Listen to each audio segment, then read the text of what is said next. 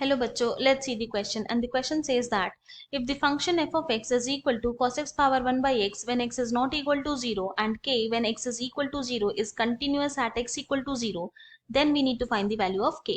यहाँ पे चार ऑप्शन गिवन है, आउट ऑफ विच कोई एक ऑप्शन ही करेक्ट होगा. Option A is 0, option B is 1, option C is -1 and option D is ई.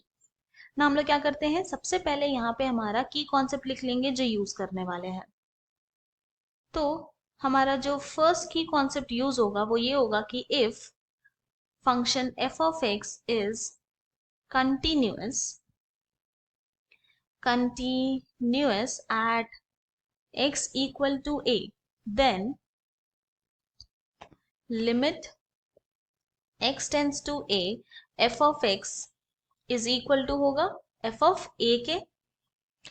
ये हमारा फर्स्ट की कॉन्सेप्ट. हमारा जो सेकंड की कॉन्सेप्ट है जो हम लोग यहाँ पे यूज करने वाले हैं वो ये है कि if limit x tends to a, f of x is equal to हो जाए 1k and limit x tends to a, g of x is equal to हो infinity के, then limit x tends to a, f of x power g of x is equal to हो जाएगा e power limit x tends to a, फिर f of x -1 multiplied by g of x. ये हमारा second की concept. And हमारा जो third की concept है जो हम लोग यहाँ यूज करेंगे वो होगा limit x tends to 0 cos x -1 by x is equal to होता है 0. तो अब ये तीनों की कॉन्सेप्ट यूज करके हम अपने क्वेश्चन को सॉल्व करेंगे.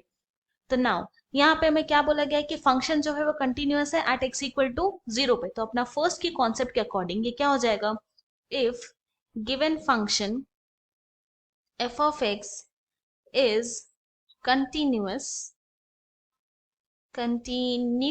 at x equal to 0, then limit x tends to 0, f of x is equal to हो जाएगा f of 0 के. now this implies limit x tends to 0. हम लोग यहाँ पे वो फंक्शन लेंगे जब x नॉट इक्वल टू 0 हो. क्यों? क्योंकि यहाँ पे क्या बोला, x टेंड कर रहा है 0 पे, x इक्वल टू नहीं है, टेंड कर रहा है. तो इसीलिए वो फंक्शन लेंगे जब x नॉट इक्वल टू 0 होगा. तो ये हो जाएगा cos x power 1 by x and this is equal to function at x equal to 0 पे क्या है, k है, तो यहाँ लिख देंगे k. नाउ अब अगर हम लोग यहाँ पे लिमिटिंग वैल्यू पुट करते हैं x का जो कि 0 है, तो यहाँ पे देख रहे हैं क्या आ रहा है, cos 0 1 एंड पावर 1 बाई 0 क्या होगा, इन्फिनिटी. ये 1 बाई इन्फिनिटी के फॉर्म में आ रहा है लेफ्ट हैंड साइड में. तो हम लोग क्या करेंगे, हमारा सेकंड की कॉन्सेप्ट यूज करेंगे. क्यों?